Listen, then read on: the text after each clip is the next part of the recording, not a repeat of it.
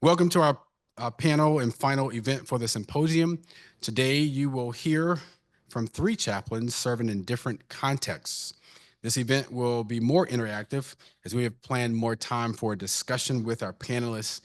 After introductions, each chaplain will share their prepared response to the following prompt. Describe what is distinctive about your particular chaplaincy context and share your understanding of prayer from a theological and ethical perspective. Chaplain Behrendt has recorded his response since he could not be with us today. Really grateful for the opportunity to be able to speak to you all. I do apologize that I can't be there in person. Unfortunately, operational tempo won't allow me to be there, but again, grateful for the opportunity. I do want to extend my thanks to the Church and Vocation Scholarship crew. Hard to believe it's been 14 years since William Reichert and John Kirkendall tapped me on the shoulder. Definitely not the path I thought I'd be on, but it's a good feeling to know that God has you exactly where He wants you. So as mentioned, for the last 7 years, I've served as an active duty Army chaplain. It's an incredible privilege to be able to serve country, serve soldiers, and to serve God. So what does that look like? What does being an Army chaplain look like? I'd say it's the same as any other chaplain or pastor, except for the fact that we get to jump out of airplanes and helicopters and do some pretty cool things. Just joking, but that is a big part of it. Just getting out and being with the soldiers and doing what they do. So as a chaplain, I'm not assigned to a chapel or to a building, but rather I'm assigned to a unit, a battalion. So in my battalion, I have 800 soldiers, and I am their chaplain. I'm responsible for providing religious support to all of them, whether they're Christian, Presbyterian, other faith, no faith. It's my job to care for them the best that I can, and if nothing else, point them in the right direction to get them the resources they might need. A huge part of any chaplaincy context is that ministry of presence, just being there. I remember early on, someone told me that to be an effective Army chaplain, you've got to find the places where soldiers are the most miserable and go there and be with them. Go endure the suck, as they say. So whether that means getting up 4 a.m. and going on a 12-mile road march with a platoon, or going out to the field with a company and sleeping in the mud and enduring the elements, or jumping out of airplane, or finding a soldier who's on guard duty at 2 a.m. and taking him a cup of coffee, whatever that looks like, just being there with the soldiers, building that trust is huge. Going along with trust, a chaplain has 100% confidentiality. So whatever a soldier shares with me stays with me, which is a great tool for a chaplain because a lot of these soldiers have never shared some of these things with anybody in their lives. So for them to come to me and be vulnerable and share things, it's enormous for their own well-being. So on that note, as you build trust and as soldiers come to you, what I found in my 7 years of counseling is that so many soldiers are struggling with issues of shame and guilt, whether it's things in their past or things in their present. These feelings of shame and guilt isolate them. They feel alone. They feel completely alone. They feel like nobody cares about them. They feel isolated from God, completely disconnected in every way. So as a chaplain, I see my role pretty simply as helping soldiers refine that connection, helping them connect to others, to their families, to their spouses, to God, just helping restore that connection. I truly think that the most important thing I do on a day-to-day basis is talking to a soldier who's going through something and being able to look them dead in the eye and say, you're not alone. You do have value. You are loved. God does love you. You're not too far gone. It's incredible to see how that changes a person when they truly believe that they're not alone. It's really easy in the military to feel like a number, to feel treated like a number, to feel like no one really cares. So I think just as a chaplain, trying to restore that sense of humanity, big part of the chaplain calling. So how does prayer tie in? I'm sure you'll get more theological answers from others, but in my context, prayer is just restoring that connection, to God, encountering God, experiencing God. Unfortunately, in my unit, I've seen a lot of grief, a lot of loss, a lot of pain, a lot of death, a lot of suffering. And in those moments, nobody needs a theological explanation. What they need to know is that they're not alone, that they can connect to others. For me, I have it on the wall back there, but the first question and answer of the Heidelberg Catechism: what is your only comfort in life and in death? That I am not my own, but belong both in body and soul, life and in death, to my faithful Savior, Jesus Christ. I think it's that sense of belonging, that sense of connection that can get you through a lot. And I think as a chaplain, that's what I'm trying to help my soldiers realize and understand and acknowledge. So I do think prayer changes us. Prayer connects us to a body of believers, a community of faith. It connects us to the divine.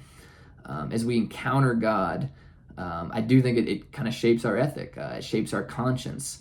I've heard it said that prayer turns theology into experience. And I think that's what we need in a lot of ways, and why we turn to prayer. The Army is really good about developing an ethic, about saying who we are and what we do and why we do it. But you think about the Army and why we exist. Our purpose is to fight and win our nation's wars. That's a pretty heavy calling. So I think the question for me as a chaplain is, how do we go fight and win the next big war? But how do we retain that humanity from our soldiers? I think a lot of questions arise. How do you help a soldier who has just violated something very sacred to them, morally or ethically, and now they're going to have to live with it for the rest of their life? How do you help a soldier who just saw his best friend die in front of him? How do you help soldiers who are returning from combat, scarred, wounded? How do you help soldiers that are taking off their uniform for the last time? I think there's a lot of solutions, a lot of programs, but I think when you get down to it, prayer is got to be near the top of the list in terms of effectiveness, and that it establishes that connection, reestablishes that connection with others and with God. A lot of studies have been done that have shown that practicing any faith devoutly, it leads to a dramatic decrease in corrosive behaviors. It helps with depression. It helps with all those corrosives that we talk about in the military. Just being a part of that community of faith and having that connection. And obviously prayer is a huge part of that. Again, prayer shapes the conscience. Prayer shapes the ethic. And I think in the Army context, incredibly valuable. And chaplains play a big role in that. In closing, I'm currently part of a very unique unit with a very unique mission, a very unique skill set, but we also have a very unique culture, and that's been developed over many years. At the center of our compound, we have a memorial wall, and on that wall, there's 104 names written. There's 104 names of our fallen over the last 40 years. Every year, on the anniversary of any of those 104, whether it be in January, May, August, the unit gathers at the wall and we read the fallen's name. We remember them. We tell stories about them. But really important in that ceremony is a chaplain praying. And I think that's so important, and it speaks volumes that we have this desire to connect with each other and with God in remembrance as we remember our fallen. So it connects us to the past, it connects us to each other, it connects us to God. And I think it's pretty cool that prayer is a central part of that remembrance ceremony. So I really think it does shape the ethic of who we are. Again, really appreciative of the time. Thanks a lot. I was so excited. I failed to read the introduction. So I will read the introduction. Reverend Ben Behrendt is originally from New Philadelphia, Ohio. He attended Davidson College and played football and was a Bonner Scholar. He earned a Master of Divinity degree from Union Presbyterian Seminary. And following seminary, he served as lead pastor of Fairview Presbyterian Church in Virginia for 3 years. In 2017, God called him to active duty Army chaplaincy. His first assignment was at Joint Base Lewis McChord in Washington, followed by Fort Sill in Oklahoma. He currently serves at Fort Campbell in Kentucky and has deployed in support of Operation Inherent Resolve, as well as several non-notice contingency missions. Ben has attended airborne school, air assault school, and other Army schools. Ben married Mary Frances of Charlotte, North Carolina, and they have three beautiful children: Eden, who is 6, John, who is 4, and Luke, who is 2. Now I am so honored and excited to welcome my dear friend, Julia Watkins, up front. I will give her introduction before her comments. Reverend Julia Watkins originally came to Davidson as a student and returned in 2023 as chaplain and director of religious and spiritual life. In this role, she leads Davidson's multi-faith chaplaincy team to support the college community in expressing, exploring, and practicing particular traditions, beliefs, and worldviews in a diverse, respectful, and pluralistic environment. A native of Atlanta, Julia previously served Covenant Presbyterian Church of Charlotte and Westminster Presbyterian Church in Greenville, South Carolina, with a focus on local justice initiatives and community building. In addition to receiving her degree in psychology and Arab studies from Davidson, she graduated with a Master of Divinity degree from Princeton Theological Seminary. A lover of cooking, gardening, and the great outdoors, Julia believes life is best when shared and hopes in a world where everyone belongs. And if I can just share a couple more lines, Julia and I crossed paths several times. When I was on staff at Covenant Presbyterian Church before seminary, she interned there and we crossed paths there. And then when I attended seminary, it was her third year, my first year. And one of my first classes, we were in class together. And it's been a joy to serve with Julia. And during my ordination, I graduated in 2020. And so my ordination was online. It was special-ish. Covenant Presbyterian Church prepared a red stole for me, ordination stole, and for the laying on of hand ceremony had lots of folks to just sign the stole, and they shipped it up to me. Well, years later, I mean, I read the names, but years later, I noticed that one of the names was Julia Watkins, who had signed that stole. So it's as a dear friend and colleague, thank you for being here. Looking forward for you to share with us. Thank you, Julia.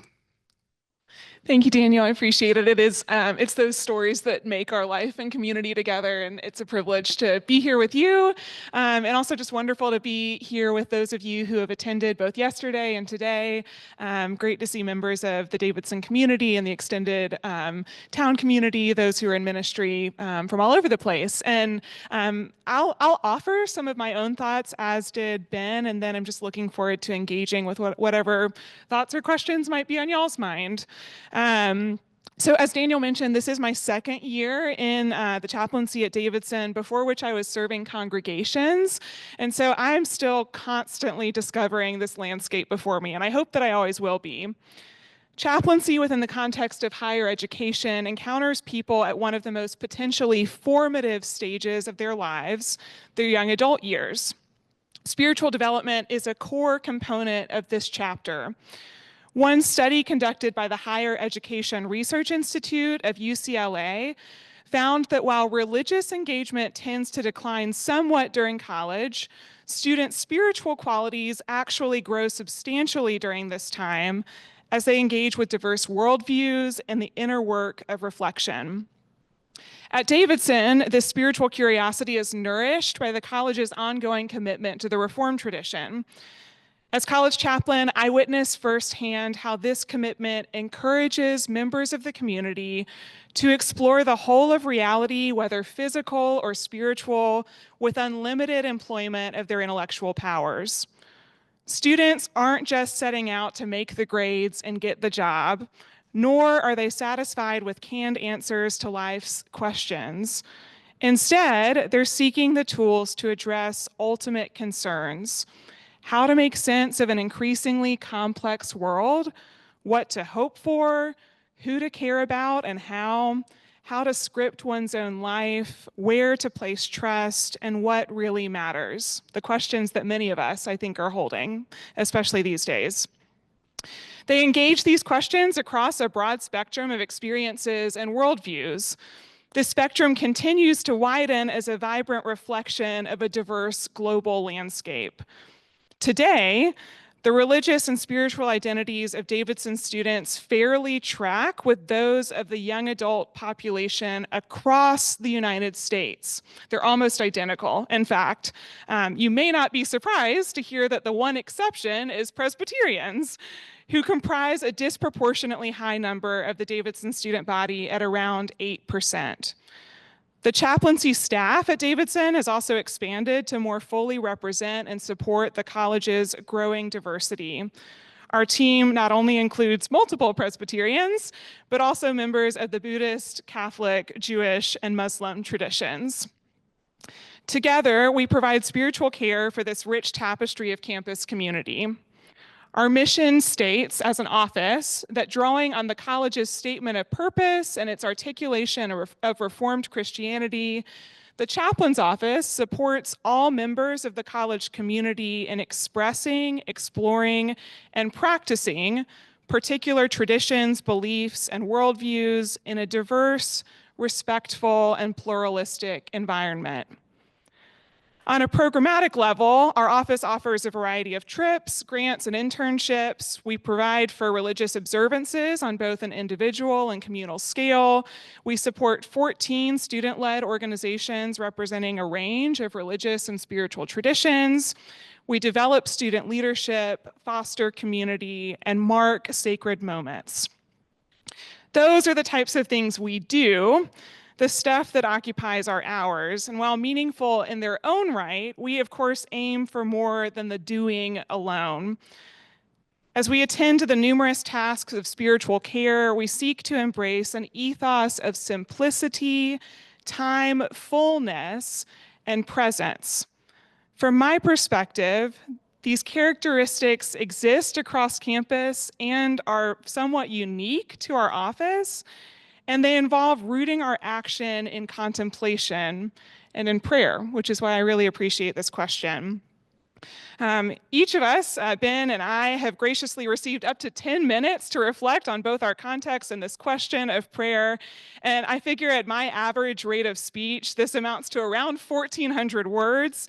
Yet I wonder how one puts adequate language to an experience as integral and transcendent as prayer. Ironically, even John Calvin prefaced his 70-page chapter on the subject by saying, "Words fail to explain how necessary prayer is and in how many ways the exercise of prayer is profitable." 70 pages, and yet words do fail to explain. Still, as words are among a broad spectrum of gifts that we have received for communication, I return to the wisdom of those who have written at length on the subject, holding their thoughts alongside sparse poetry and the Spirit's intercession with sighs too deep for words. In her memoir on her nearly 3 decades as a college chaplain, Lucy Forster Smith, who served for 20 years at Macalester University, another school with PCUSA roots, Lucy reflects on the aspect of her role that involves delivering public prayers. She acknowledges that such occasions can be riddled with ambiguity in institutions that read, if not identify, as increasingly secular.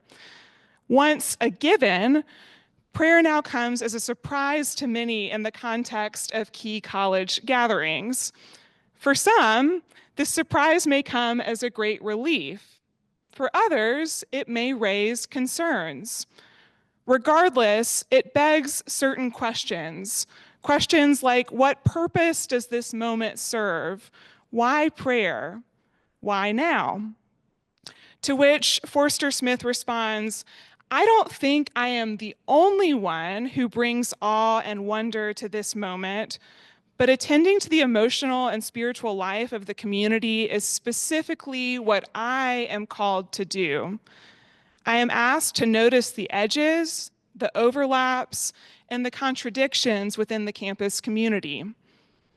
Whether at an opening convocation or after a major tragedy, prayer marks life's sacred thresholds such that none of us crosses them alone." Shortly after I assumed my present role, a colleague in the faculty half joked that he likes to keep a running tab of the ways Davidson's chaplains have addressed the divine in the context of public prayers. Former Elon University chaplain Janet Fuller suggests dozens of possibilities in her book, Blessings for Your Students, Prayers for Interfaith Communities in Higher Education. Source of all good, creative spirit, home of our souls, holy one of many names and none, and more. The list goes on. Some titles derive from particular traditions. Many are more general. Some assume that God is one explicitly. Others drift towards a more universal spirit. In certain settings, Fuller notes, no direct address is necessary. Instead, it may be right just to speak the moment into consciousness, to acknowledge the reality of the time you are in and addressing, to invite the collaboration of the energy in the room and the community there gathered. Such reflections raise another set of questions. To whom do we pray? What do we intend through the language of our prayers? How do we choose to express those intentions? And what might others hear through our words? Any response to these questions must begin by acknowledging that we do not know how to pray as we ought, but the Spirit intercedes on our behalf with Christ as our mediator. Thankfully, prayer doesn't depend on us, yet the Spirit is at work in and through us to accomplish God's purposes through prayer. That same Spirit meets us right where we are, including in the language nearest to our hearts. Calvin, again, admonishes those who are not afraid to make their wordy prayers resound in a foreign language of which they themselves often understand not one syllable, and don't wish others to understand either. And of course, he was writing and thinking in a different context with different languages, but I think there's truth and resonance in those particular words for us now. Our scriptural and theological traditions equip and empower us to choose our words intentionally and inclusively as a form of spiritual care for the communities we serve, whether in sanctuary halls, across campus, or out in the wider world. Rooted in a tradition that claims God is the source of all truth and believes that Jesus Christ is the revelation of that God, a God bound by no church or creed, we may confidently and joyfully extend our language with openness to and respect for the world's various traditions. Each of us approaches this effort in our own unique voice, of course, and I can imagine a variety of ways one could embrace both particularity and pluralism through the language of prayer. For example, and this is getting into the weeds here, we might say something like, I pray in Jesus' name, and we offer these words in the many names by which we know you best. Whatever language rings most authentic to us in a variety of contexts, the larger point is that we have the ground to pray out of a singular path that honors the many roads around us. From this foundation, prayer may be a doorway rather than a wall, inviting to reverent attention even those who may hesitate to engage with religion, yet strongly seek the sacred in their own ways. Within the limits of this time, I've chosen to focus on public prayer, yet I want to be clear that I understand these communal acts to be an extension of what unfolds in the quiet center of our hearts, a space that invites similar questions about why we pray and how and to whom. Prayer is not just one component of ministry, but the current that shapes us as God's beloved own, sustains our lives together, and sweeps us into peace and justice-oriented action. It is an occasion to pause, to notice, and to name what God is already doing through and around us. It is a mysterious act of sacred attentiveness.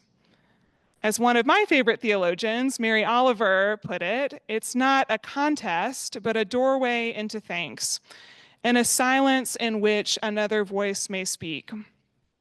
My prayer for each of us and for this campus community is that through our reverent listening and grateful living, that voice may indeed resonate in ways that are both enduring and new. Thank you.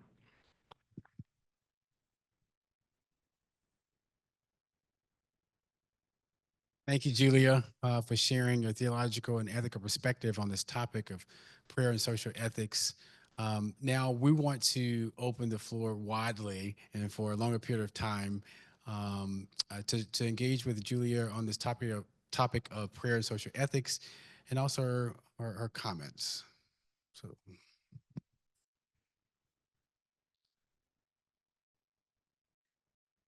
okay, I think it's still on.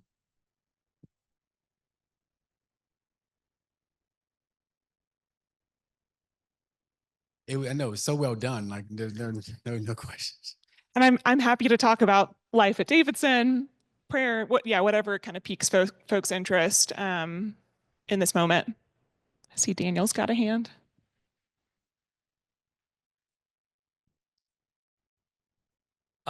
So I know that you will be very soon taking some students to Taizé with Chaplain Heath. So I just wanted you to kind of talk about what you're looking forward to in terms of this idea of prayer, and knowing that Taizé has a very unique form of prayer, of service, and things like that. So. Thanks, Daniel. Daniel's talking about one of our spring break trips that's coming up. The chaplain's office has, for over a decade now, taken an every other year trip to the monastic community in Taizé, France. I actually had the privilege of participating in this trip as a student here, and Reverend Heath and I are looking forward to traveling with a group of 18 students in just a couple of weeks.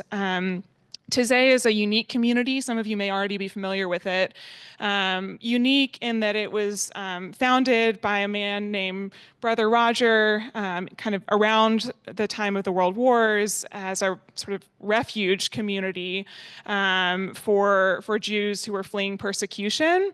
And it's become a space of reconciliation across many lines, including across lines of Catholicism and Protestantism. It's one of the few communities that's sort of recognized by the Vatican where Catholic brothers and Protestant brothers are serving hand in hand.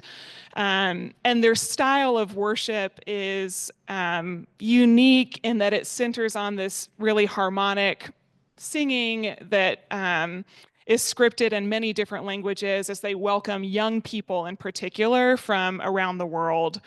And extended periods of silence. So to answer your question, that's to give some context. But I think, we can use all these words for prayer, and we can use many words when we actually pray.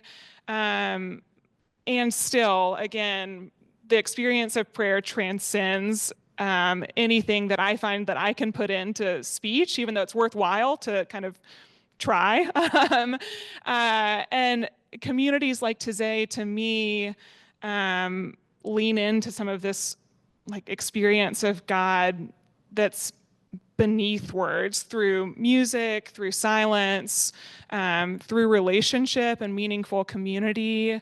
And I think that's so needed, in particular for those of us, young people to whom Taizé is specifically reaching out, just seeking sort of a solace in the midst of a world that would say, we're constantly producing, constantly going.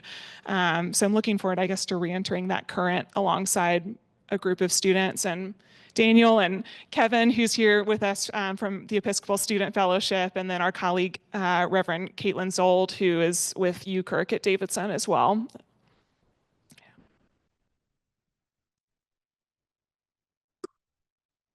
Jill, you talked about the other religions on campus and so on.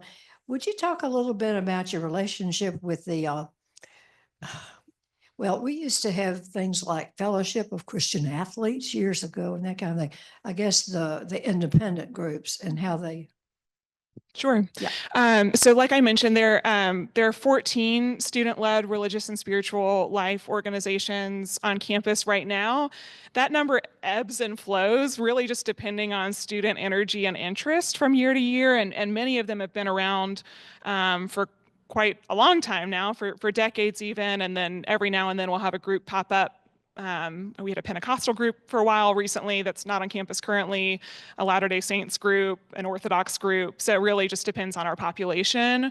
And the number includes 9 organizations that are Christian, including sort of the gamut of mainline traditions, United Methodist, Episcopal, Presbyterian Church USA, Presbyterian Church in America, in addition to a handful of parachurch organizations like Fellowship for Christian Athletes, InterVarsity Fellowship, Campus Outreach. There may be some that I'm forgetting on the spot, but I would just observe that at Davidson, our relationship with all of those organizations is one that I understand and have experienced to be healthy by and large. And you know, it's a commitment of our office to support students across the spectrum of religious and theological and spiritual and ethical inclination, including across sort of this like whole host of Christian theologies. And we are committed to doing that in a way that promotes mutual respect for students wherever they may be on campus, honoring that people faithfully come to different conclusions about who God is and who God's calling them to be in the world. So I guess like it's not without some wrestling or some paradox, you know, that that we disagree and we support one another. But I suppose like even that is an extension, I think, of our Reformed grounding. I guess like just to offer sort of like a specific glimpse of how I see some of this collaborative effort taking place on campus. I've thought many times about my own installation around a year ago that was you know, heavily attended by a bunch of Presbyterian Church USA members and ministers and, you know, kind of people who are familiar to me within my own tradition, and involved all members of our chaplaincy staff as a part of that service. And for the laying on of hands, the campus minister who's a fellow Davidson alum who now serves Reformed University Fellowship, the Presbyterian Church in America ministry on campus, came up to participate in that moment. And several of his students, both men and women, were there with him. And I feel very grateful for the pastoral relationship that we have fostered with each other and the trust and the ways that he's serving students on campus in partnership, not in competition. Mm-hmm.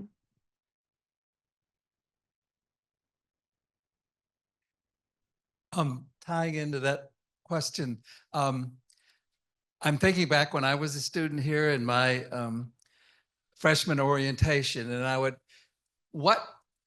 does the chaplaincy approach new students?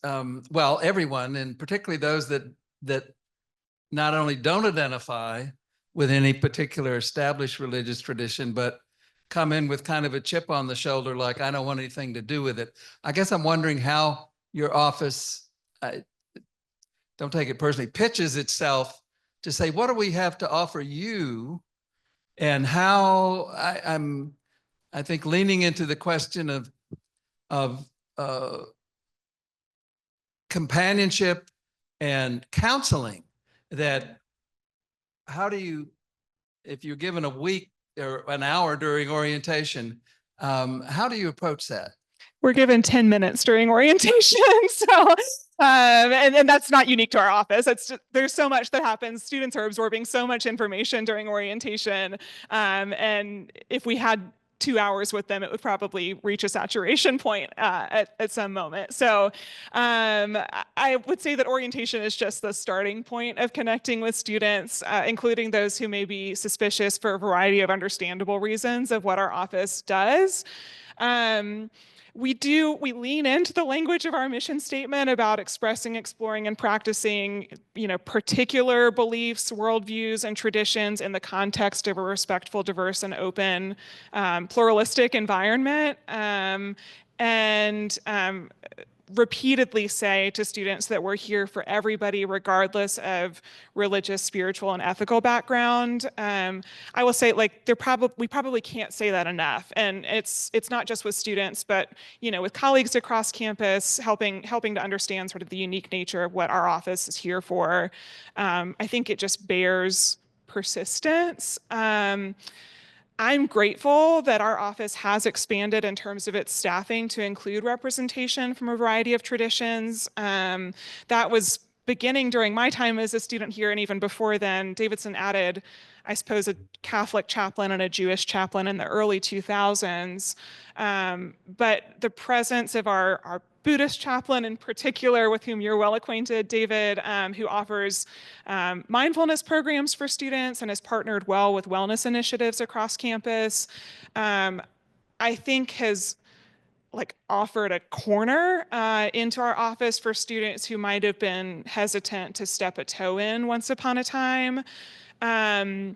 We've also promoted a handful of different programs that are super low barrier, that are probably some of our most visible ways that we connect with students on campus. So for example, we have a monthly Chaplain's Cafe that takes place over in the sculpture garden between Chambers and the library. And we have donuts and coffee and hot chocolate and dogs. And there's no agenda. It's just to be there for students to know us. As of this year, we've started wearing sort of silly striped overalls that Davidson's college store has produced for the basketball games. And it's really just meant to be a time to connect and to offer a little bit of a countercultural break to the campus community that is so type A, rushing from class to class, and be human together. Sometimes we say that we're one of the few offices on campus that doesn't assess or diagnose. We're not here to give a grade. We're not here to make a treatment plan. We recognize the importance of all of those spaces on our campus. But yeah, hope that we can offer something that just lets students be human together. We're going to take one more question here. Thank you. I didn't know it'd be the last. Julia, thanks for sharing Lee Henson Hasty. A little bit of a glimpse into the life of a Davidson College student in the chaplain's office. In light of some of the presentation this morning and listening, I'm wondering what the current generations, you've been here a little bit, of students have to teach us in terms of critique of how we live out our faith today in healthy ways. And particularly because we're talking about it in terms of prayer, what are you learning from them? In terms of talking across difference? So I'm thinking, like, if we were to go into the chaplain's office on Friday afternoon at 4 o'clock or something, or 5 maybe, and you're just kind of breaking down the week or whatever, what are y'all talking? What are you learning from the students? I would love to know. Thanks. Yeah, thanks for the question, Lee. I appreciate it. I think like the most profound moments with students, and really a gift of this campus among others, is that there's such ripe opportunity for personal relationship. And the moments where I find students have most touched me and where they're most touching each other is in like these individual connections that they're forming, both within sort of their affinity groups and across unlikely boundaries. So because you mentioned Friday afternoon, I think, for example, about our Muslim students on campus, of whom there are around 40 or 50 self-identifying, who are in our office every Friday around 2:30 for Jummah prayers.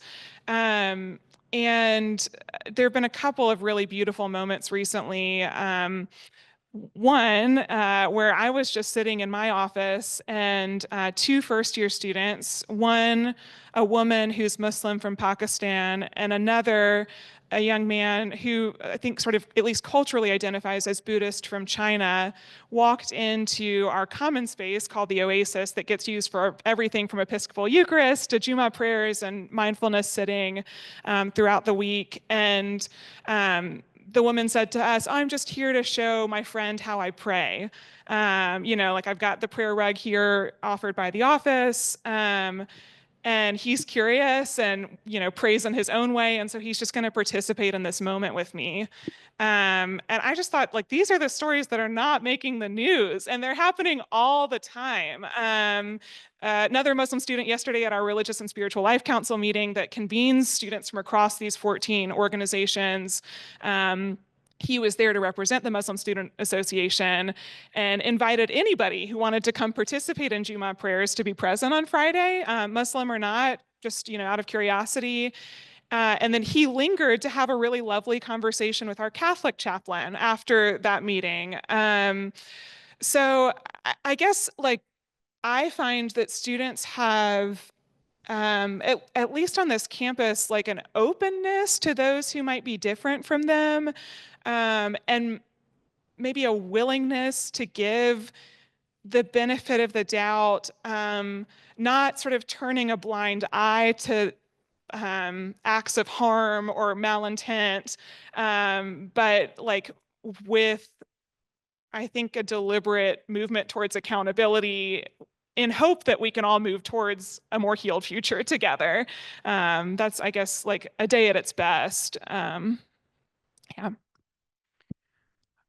Let's thank Julia for her time, for sharing. Good to be here.